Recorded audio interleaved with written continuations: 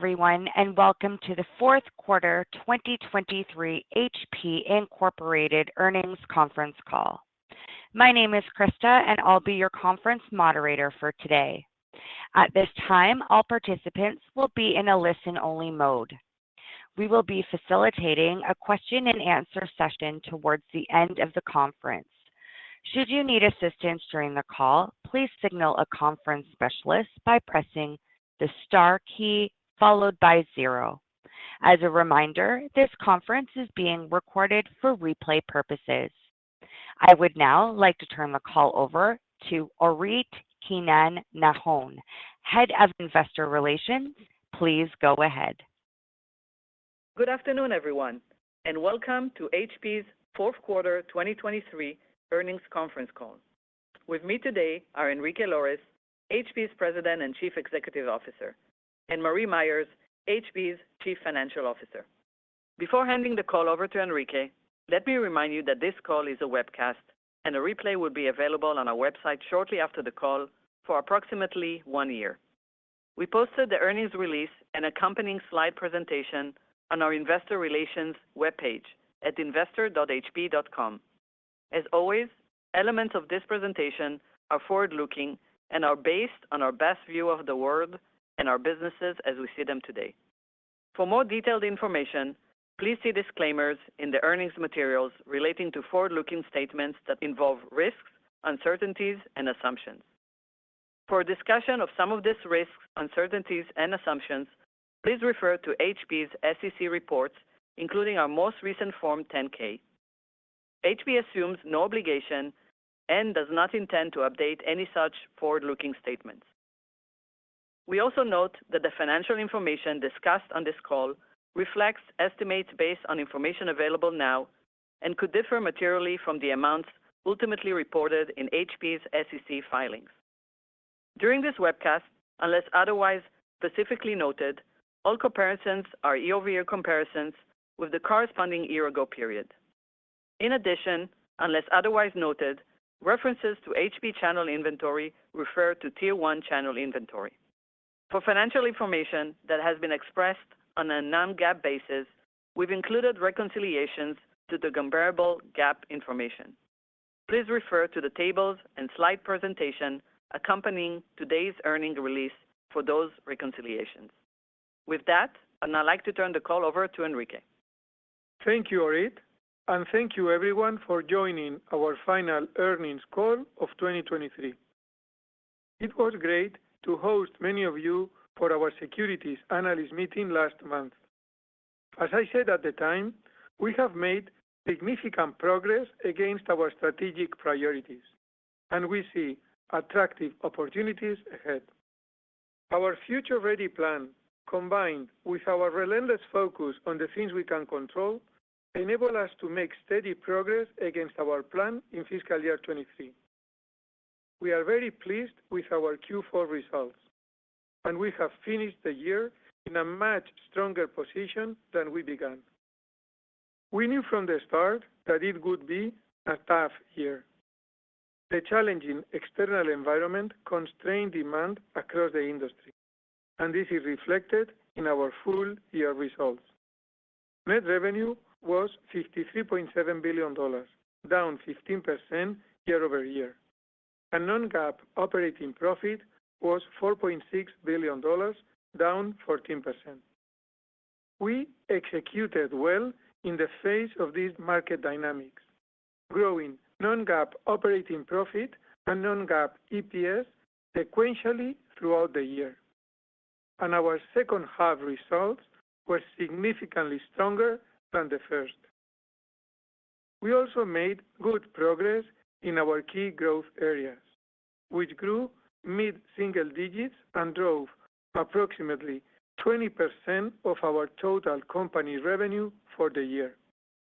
Our plan is designed to grow these businesses to at least $15 billion in revenue by the end of fiscal year 26.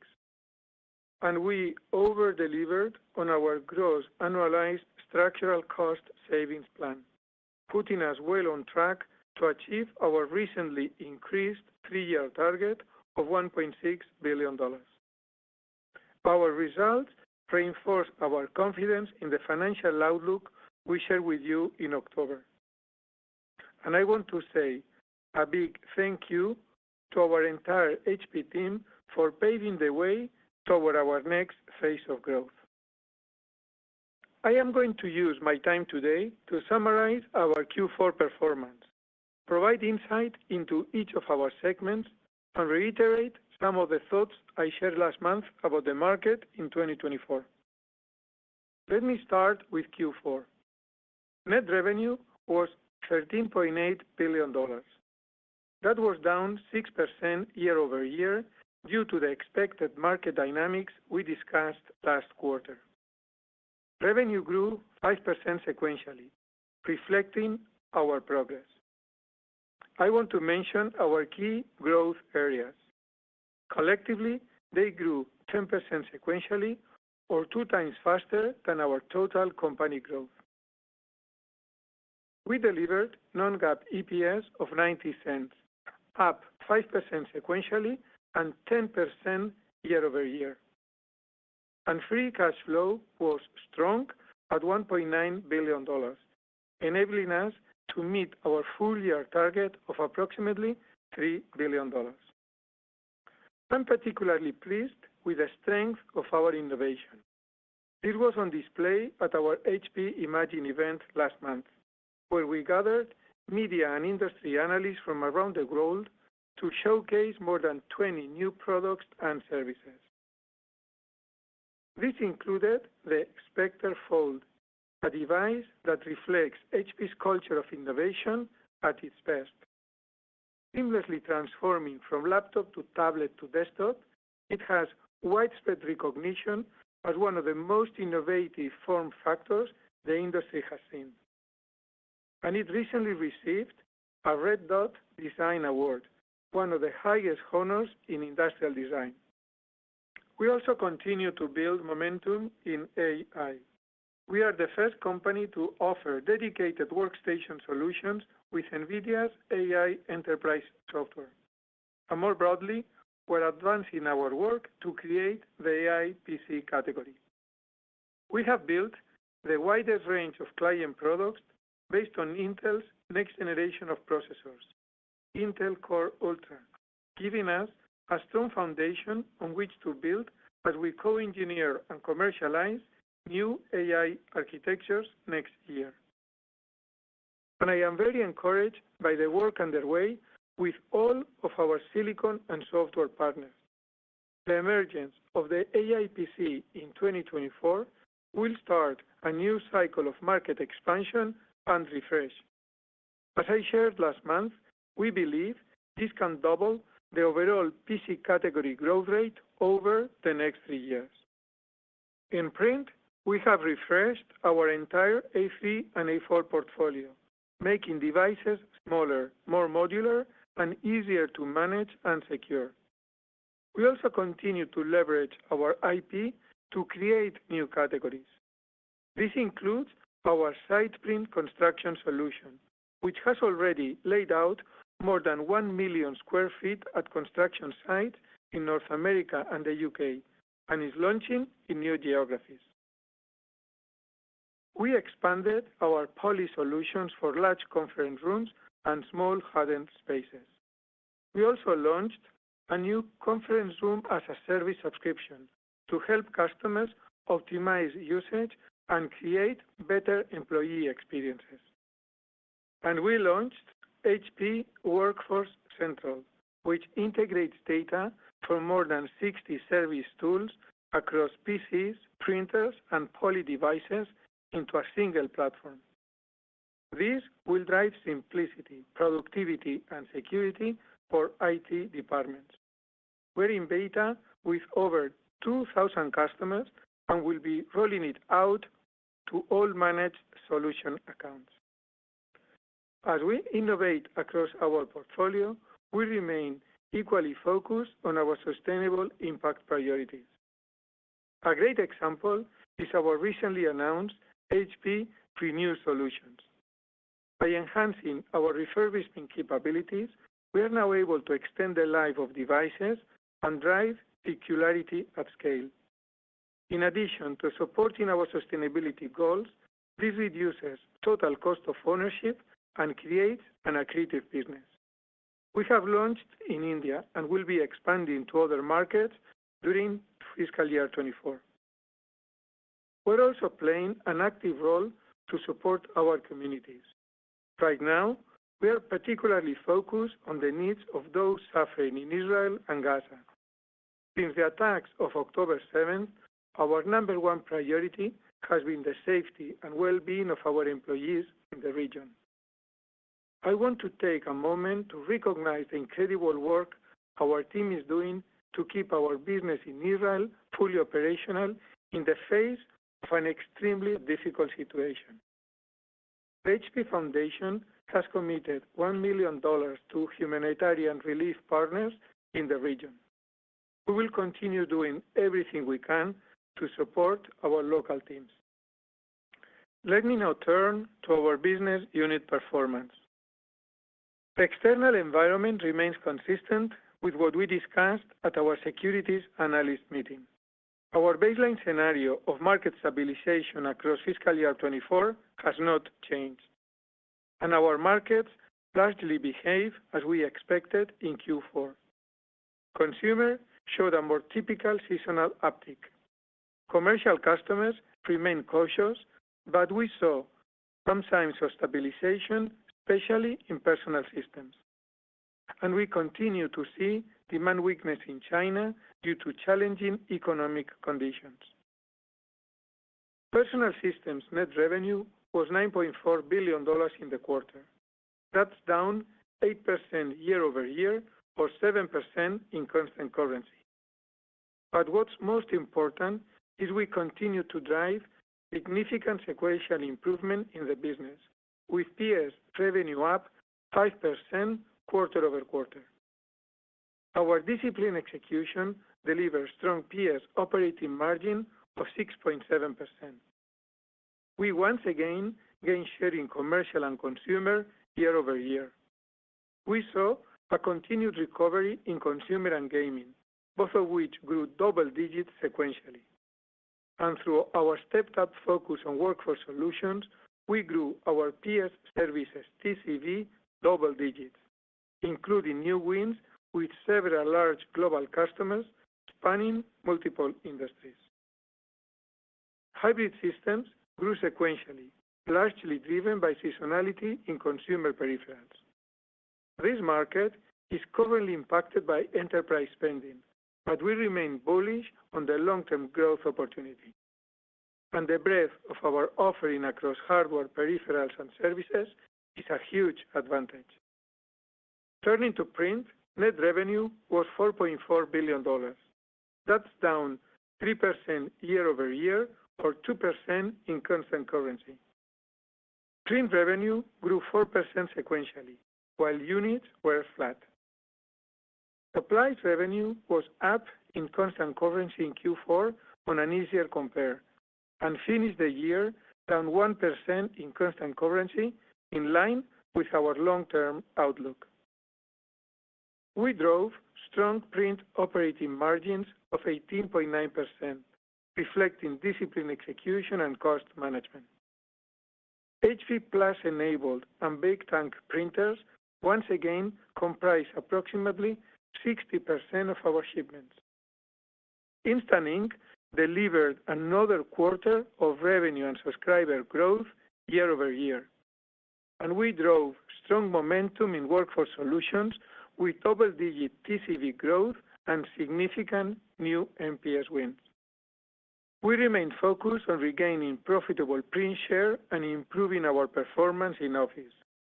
And we are starting to see the impact of our efforts, with solid share recovery in Americas, parts of Europe, and China quarter over quarter, as well as strong share gains in A3. Our industrial graphics business returned to growth year over year and was up double digits sequentially, including continued recovery in labels and packaging. And while 3D is impacted by the current environment, we continue to build momentum in the market. At Formnext earlier this month, We showcase our work with partners and customers like BMW, Decathlon, and Siemens to scale our 3D solution. Overall, Q4 was a solid quarter. We are showing the resilience, agility, and operational rigor needed to win in the market while advancing our long-term growth priorities. And we feel good about the outlook we shared with you in October. We also remain committed to returning at least 100% of free cash flow over time, unless opportunities with a higher return on investment arise, and as long as our gross leverage ratio remains under 2x EBITDA. We expect to resume share repurchases in Q1. Let me close by reiterating something I said at our securities analyst meeting. HP is a compelling investment.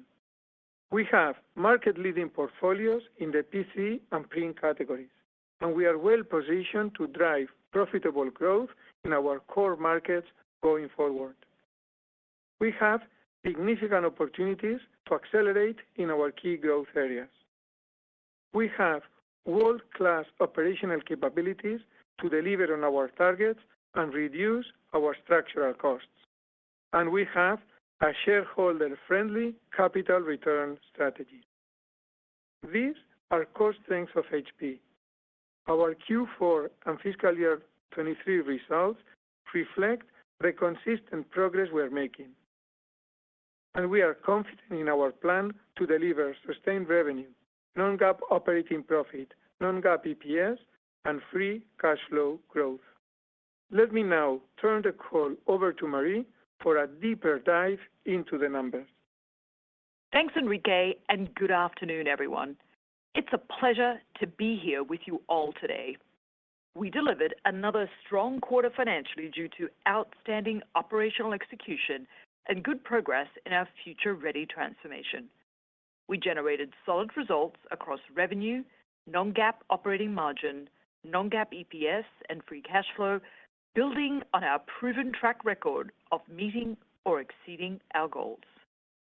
Our team is executing well despite the challenging macro environment, delivering Q4 sequential growth in revenue and non-GAAP operating profit dollars in both personal systems and print. Margins were at or above the high end of our ranges, resulting in a return to year-over-year growth in non-GAAP EPS, while free cash flow more than doubled sequentially, consistent with our outlook. We exceeded our future-ready transformation cost savings target for fiscal 23 and are on track in 24 to continue reducing our structural costs while investing in our key growth areas. While we continue to monitor economic indicators and geopolitical risks, we're pleased with the momentum and health of our business. We'll continue our efforts to drive fundamental improvements to our cost structure longer term, while prudently and aggressively managing near-term expenses. With the savings we generate, we'll continue to focus on prioritizing our investments so that we are well-positioned to deliver on the longer-term financial outlook we outlined at our securities analyst meeting last month. Now, let me begin by providing some additional color on our results. Starting with the full year, we stayed focused on what we could control: disciplined execution and cost management. And we delivered solid performance despite the macroeconomic and competitive dynamics we faced. Revenue was $53.7 billion, down 15% nominally and down 12% in constant currency. Revenue in our key growth areas grew mid-single digits, constituting approximately 20% of total revenue.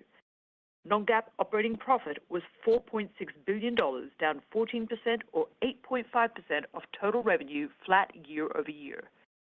Non-GAAP net earnings per share was down 18% to $3.28. We generated $3.1 billion of free cash flow consistent with our full-year guidance. And we returned $1.1 billion to shareholders and raised our dividend by 5%. Now, let's take a closer look at the details of Q4. Net revenue was $13.8 billion in the quarter, down 6% nominally and 5% in constant currency. Year-over-year declines improved sequentially across each of our regions. In constant currency, Americas declined 6%, EMEA declined 2%, and APJ declined 8%, as demand remained soft in China. Gross margin was 21.6% in the quarter, up 3.4 points year-on-year, primarily due to lower component and logistics costs and a favorable mix, partially offset by currency and competitive pricing in Personal Systems.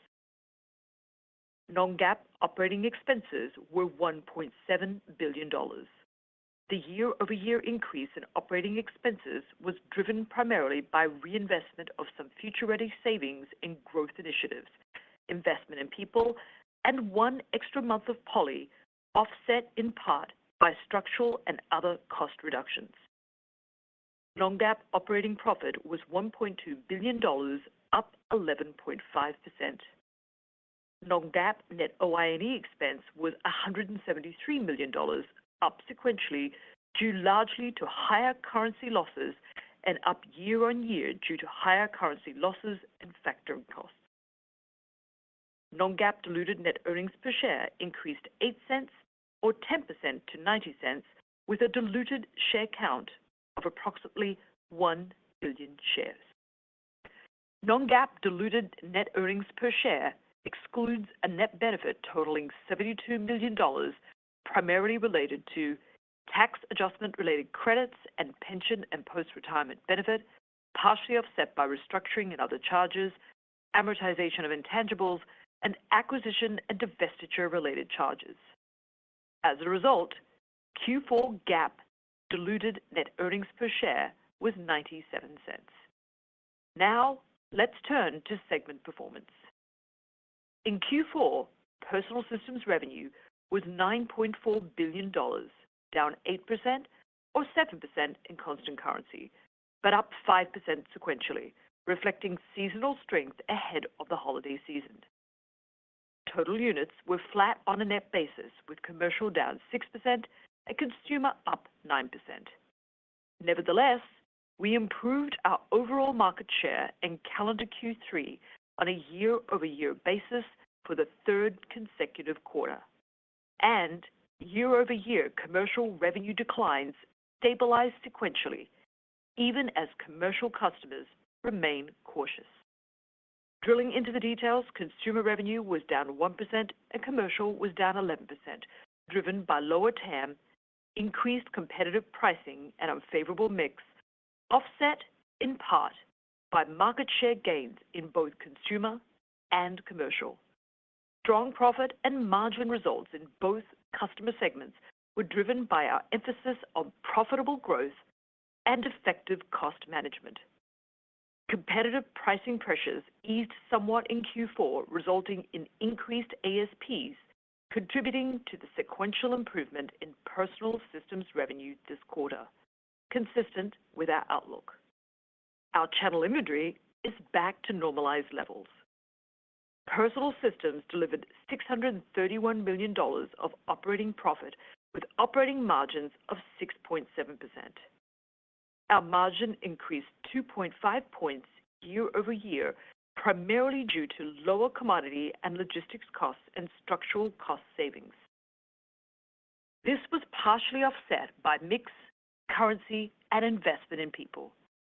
Sequentially, our operating margin held firm towards the high end of our target range, driven by strong profitability in both our consumer and commercial business segments. In Print, our results reflect our continued focus on execution and disciplined cost management as we navigate a weak and competitive print market. In Q4, total print revenue was $4.4 billion, down 3% nominally or 2% in constant currency.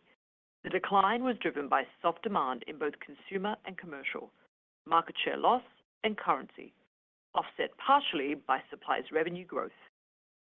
Hardware revenue was down $188 million, driven by lower volumes, attributable largely to continued soft demand in Greater Asia and China, and share loss as our Japanese competitors continued to price aggressively. Total hardware units decreased 19% year-over-year. Industrial graphics finished the year positively, with revenue returning to growth in Q4, driven by hardware and services, with performance improvements across all major geographical regions. By customer segment, commercial revenue decreased 4% on a reported basis and in constant currency, with units down 24%. Consumer revenue decreased 21% or down 19% in constant currency, with units down 18%. Demand for traditional home ink printers remained soft, but was offset partially by increased demand for big tank printers. In office hardware, ASPs were up double-digit year-over-year as favorable mix offset competitive pricing and currency headwinds driven by improved contractual A3 demand across multiple markets. Supplies revenue was $2.8 billion, increasing 3% nominally and 4% in constant currency. For FY23, supplies revenue declined 1% on a constant currency basis, in line with our long-term outlook of down low to mid-single digits. Print operating profit was approximately $836 million, down 6% year-over-year, and operating margin was 18.9%. Operating margin decreased 0.8 points, driven by investments in people, competitive pricing, and unfavorable currency, partially offset by favorable mix and cost reductions. Turning to our Future Ready transformation plan, we successfully completed the first year of our 3-year program and delivered better-than-expected performance against our goals for fiscal year 23. Given the strong progress we made during the year and confidence we have to drive additional structural cost savings, we recently raised our cumulative program target to $1.6 billion.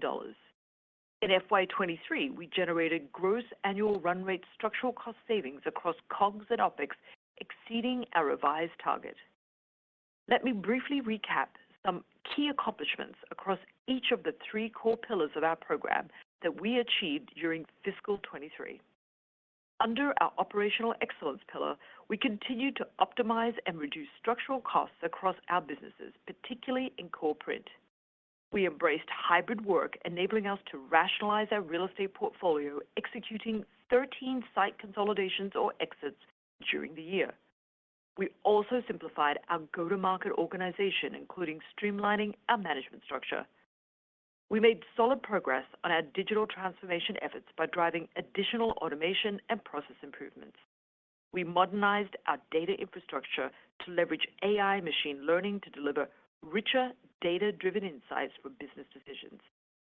Looking ahead, we are accelerating our generative AI capabilities, including rolling out AI tools like GitHub Copilot to approximately half of our developers, as well as implementing HP-specific large language models to improve efficiencies through a chatbot for our sales and service representatives. Further, there are significant opportunities ahead across many additional use cases. Our third pillar is focused on simplifying our product portfolio, significantly reducing the number of platforms we support to drive agility and operating leverage. In FY23, the actions we took in personal systems continue to impact our overall performance. At the end of FY23, we were approximately halfway to our year-end FY24 goal of reducing our total number of personal systems platforms by approximately one-third. In addition, we made great progress reducing our commodity complexity by decreasing the number of client SKUs in our personal systems portfolio. We expect these initiatives will optimize our overall supplier ecosystem, increase our supply chain efficiency, and drive better forecast capabilities. And in print, by rationalizing our investments, we plan to simplify our print portfolio to drive a 40% reduction in ink hardware platforms shipped by FY25.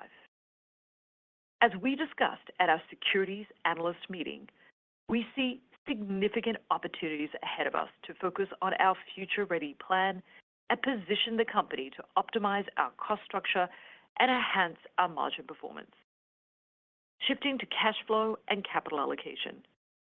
Q4 cash flow from operations was strong at $2 billion, and free cash flow was $1.9 billion on the strength of the sequential growth in personal systems. Free cash flow for fiscal year 23 was approximately $3.1 billion, consistent with our outlook. The cash conversion cycle was minus 32 days in the quarter. This improved 3 days year-over-year, driven exclusively by an increase in days payable. In Q4, we returned approximately $260 million to shareholders via cash dividends. We did not repurchase any shares in the quarter, given that we were in possession of material, non-public information, but we expect to resume repurchases in Q1 and be active throughout FY24. For fiscal year 23, we returned greater than $1.1 billion to shareholders and retired $1.6 billion of debt.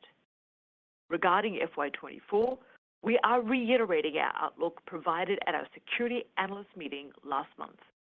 We intend to return approximately 100% of our free cash flow to shareholders next year, as long as our debt-to-EBITDA ratio remains under 2 times and unless higher ROI opportunities arise, such as strategic acquisitions. Looking forward to FY24, consistent with what we said at our October securities analyst meeting, we assume the market will stabilize in our base case scenario. Underlying that outlook for personal systems is for revenues to grow in line with the personal systems market and for print revenue to be in line with the print market.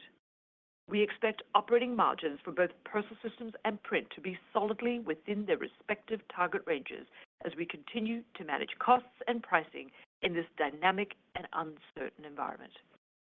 Regarding our non-GAAP FY24 EPS outlook, consistent with historical seasonality, we expect second half performance will be greater than the first half. As we said at our security analyst meeting, we expect corporate other expense for fiscal 24 to be relatively flat year-over-year at approximately $1 billion. Keep in mind that due to the timing of stock compensation expense, we expect approximately one-third of FY24's corporate other expense in Q1. And in Q1, we expect the economic and demand environment to remain challenging but stable. As we continue to manage costs aggressively to help offset some of these pressures, we expect our operating profit margins for both personal systems and print to be toward the higher end of their respective target ranges for the quarter. Taking these considerations into account, we are providing the following outlook for Q1 and fiscal year 2024. We expect first quarter non-GAAP diluted net earnings per share to be in the range of 76 cents to 86 cents, and first quarter GAAP diluted net earnings per share to be in the range of 60 cents to 70 cents. We expect FY24 non-GAAP diluted net earnings per share to be in the range of $3.25 to $3.65, and FY24 GAAP diluted net earnings per share to be in the range of $2.68 to $3.08. In summary, we are pleased with our Q4 results as we delivered on our commitments, even in light of the continued challenging macro environment. Our longer-term financial framework that we outlined at our security analyst meeting last month remains unchanged, and we have good momentum to execute on our near-term FY24 objectives. Our focus remains on profitable growth in the higher value segments of the market and structural cost savings across our P&L, while returning 100% of our free cash flow to our shareholders. And now, I would like to hand it back to the operator and open the call for your questions. Thank you, and we will now begin the question and answer session. To ask a question, you may press star, then the number 1 on your touchtone phone. If you're using a speakerphone, please pick up your handset before pressing the keys. To withdraw your question, please press star 1. We also ask that you please limit yourself to 1 question. And our first questioner today is Wasami Mohan from Bank of America. Please go ahead. Yes, thank you so much. I was wondering maybe you could help us think through the seasonality. Obviously, it's been for the first half versus second half. What's implied in your guidance? If we go back a few years, In the low 50% of EPS was recognized in the second half versus first half. So I'm wondering if you could maybe either characterize it that way or second half versus first half on a growth basis on earnings. And maybe within that context, you can just give us some sense.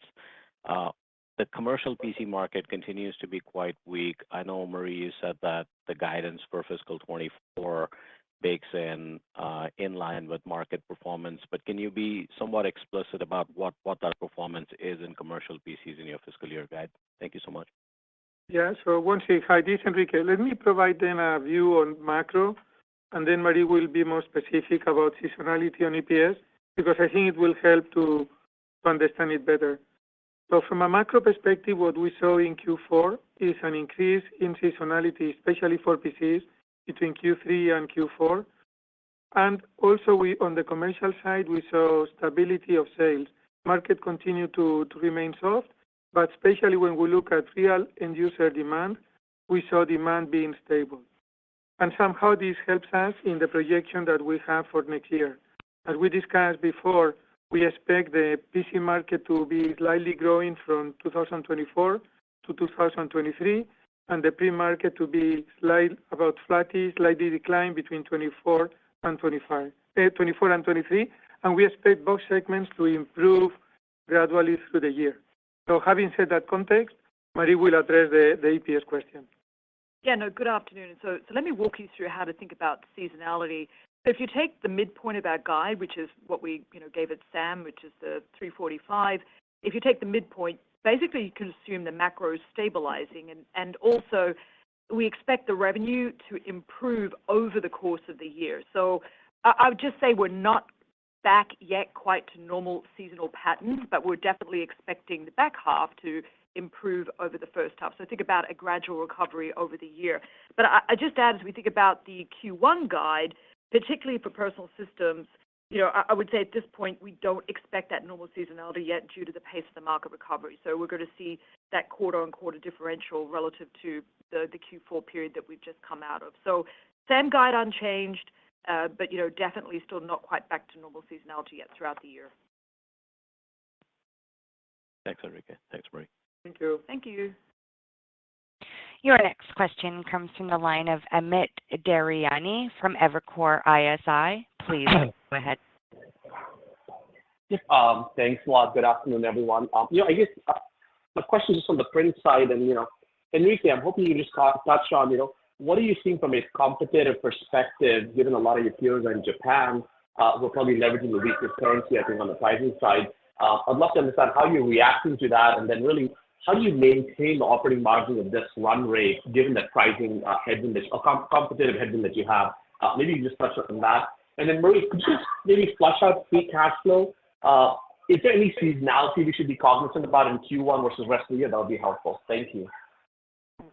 So let me start on print. So not much has changed since we met a few weeks ago. So we continue to see a competitive environment on the print side, especially driven by the current situation between yen and dollar. But I have to say, between Q3 and Q4, we didn't see more aggressive pricing. In anything, prices sequentially improved Q3 to Q4.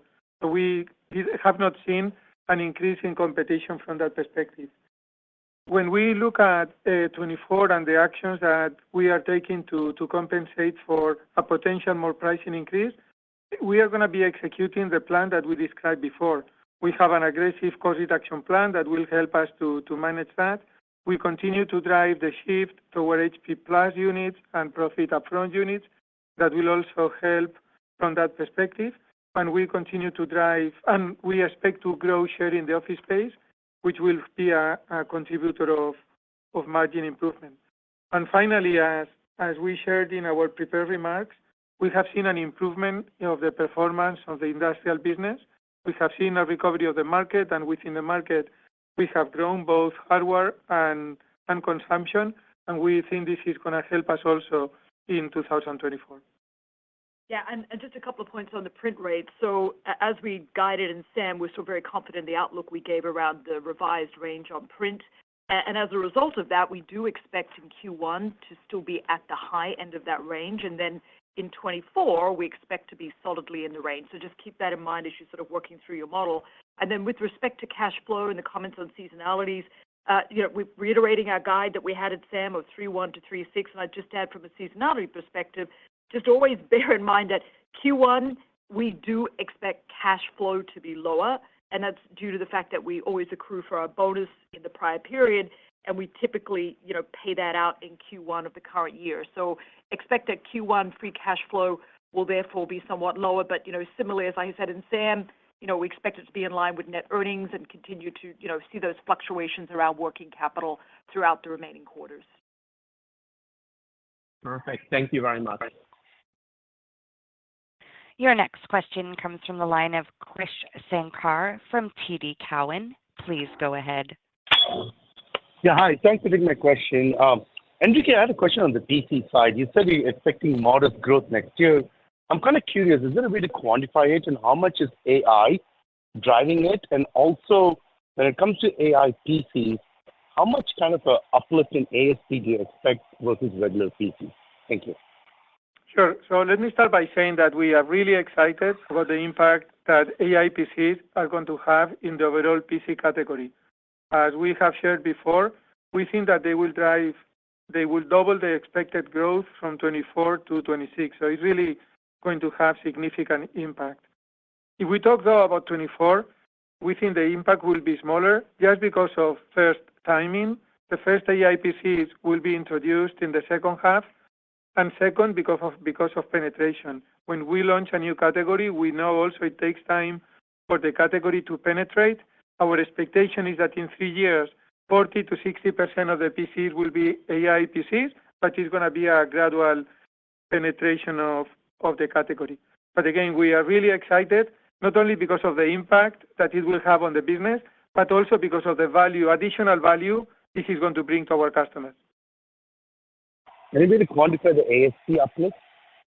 Oh, thank you. Yes. So what we had said before, and we haven't changed our projection, is average selling price for PCs will increase between 5 and 10% as a consequence of the penetration of AI PCs. Thank you. Thank you. Your next question comes from the line of Tony Sacchioni from Bernstein. Please go ahead. Yes, thank you. I was wondering if you could comment on supplies growth in the quarter. It was up sequentially. That hasn't happened at any point in the last 10 years on an organic basis. So what was driving the non-seasonal growth in supplies? Did you change prices and people bought in before, or was there some channel fill? And then could you also just comment on, you talked a lot about Future Ready and the strength. I think you've taken out maybe run rate about $600 million worth of costs, but OpEx is essentially identical to the first quarter of this year. So when we think about Future Ready, should we actually think about OpEx going down in fiscal 24, or we won't see the impact of Future Ready on OpEx? Thank you.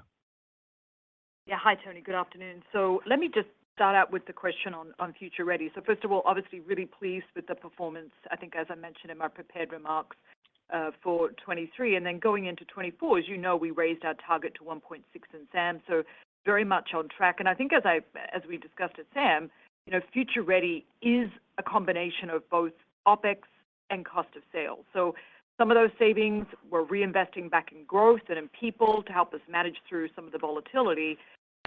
But we do also drop that through to the bottom line. And frankly, Tony, you can see that in the rates that we even delivered in this last quarter, and also in terms of how we're guiding the rates going forward in terms of solidly in the range for the year and really at the high end of the range for both businesses in Q1. Now, OpEx will be up year on year, and it's driven by exactly those factors I mentioned earlier, the investments in our growth, the investments in our people. And I would just sort of add, as a sort of closing comment around this, is if you look at the geography of the P&L, you could see in our gross margins that we're shifting out now to higher gross margins, and that's being partially offset by operating expenses. So hopefully that gives you a little bit more context around how to think about Future Ready. And I'll turn it back to Enrique on supplies. I'll just add on the supplies ecosystem. we're in good shape, Tony. From a multi-tier perspective, we ended the quarter in good shape. Yeah, so let me complement that. So I think there are multiple factors that drove the good performance of supplies in Q4. As I have said many times, though, when we look at year-on-year compares, it's not the best way to look at the performance on a quarter because there are many adjustments that are done every quarter, and then comparisons can distort the overall perspective. We are driving many positive actions on supplies. We continue to grow share overall, which is something that we have been doing already for several quarters. We have increased prices to reflect the value that we bring. So the combination of all these things help us to grow supplies quarter on quarter. And again, we are pleased with the performance, but in the long term, we continue to expect supplies to decline low to mid single digits. We are not changing our projections for supplies in the future. Thank you. Thank you. Your next question comes from the line of Asia Merchant from Citigroup. Please go ahead. Great. Thank you for the opportunity. A little bit on inventory, if you could just comment on, how you look at the inventory in the channel, both on the PCs and on the print side as well. Specifically in PCs, I think there was commentary that there was some elevated ones when you spoke about it last quarter, not for HP, but generally for the industry in general. And then if you can just talk about the cadence of EPS, as you progress, if the second half is going to be stronger, I think as was commented earlier, you're starting the first quarter up 10%, if my math's correct, and you're ending, for the year at 5% for the year. So if you can just kind of walk through that, that would be great. Thank you. So good afternoon, Asia. So why don't I just start out on the EPS sort of seasonality and how to think about it. So in terms of Q1, just to sort of give you some context there, a third, we usually have corporate other expense that hits in from a seasonality perspective. A third of that hits in Q1. So if you look at our Q1 guide, just bear that in mind because that's typically the stock comp expense period. So as a result of that, you're going to see that seasonality adjustment in our Q1 EPS. And as you correctly said, we're actually up, I think, 11% on the midpoint year on year in our Q1. But our SAM guide, I'll just reiterate, of 325 to 365 hasn't changed. And just to close, Q1's just really typical seasonality. And then if you think about channel inventory, both personal systems and print were in really healthy shape, and we're pleased with where we landed in terms of the progress we made this quarter. I would add on personal systems that we've seen declines sequentially, and that we are really now back to much more normalized levels. And in fact, the industry levels themselves are also normalizing. And you can see that in terms of the quality of our pricing in the last quarter as well. So I think looking back, we've seen, CI really return back to more normalized levels, particularly in personal systems and in print as well. Great. And if I can squeeze one more in on components, deflationary expectations, I think there was some commentary previously on how you think about components. Yes, it's very much in line with our SAM guide in terms of forward-looking. We expect both print and PS to be headwinds for the year.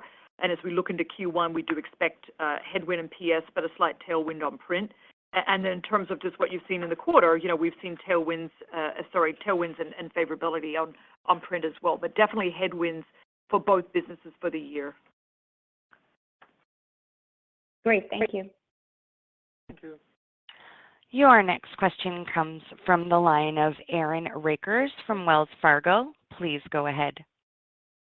Hi, this is Jake on for Aaron. Thanks for the question. I was hoping you could give some additional color on the amount of promotional pricing for PCs you expect to see heading into the holiday season and maybe how this could compare to prior years.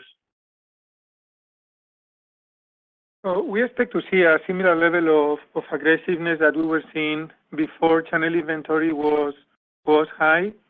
And at this point, what we know about the holiday season is that based on the selling, the shipments we have been making, the strength of our portfolio, we have very good assortment on the stores.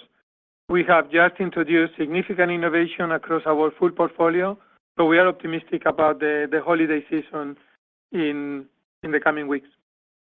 Great, thanks. And then I was also wondering if you could talk a little bit more about the growth you're seeing in Poly, and maybe some of the momentum you expect with the new as-a-service subscription offering. Sure. We continue to be very bullish about the opportunities that we have with the Poly business. Of course, during the last weeks, during the last quarters, it has been impacted by macro, but the feedback we get from our channel, from our customers, continues to be very positive.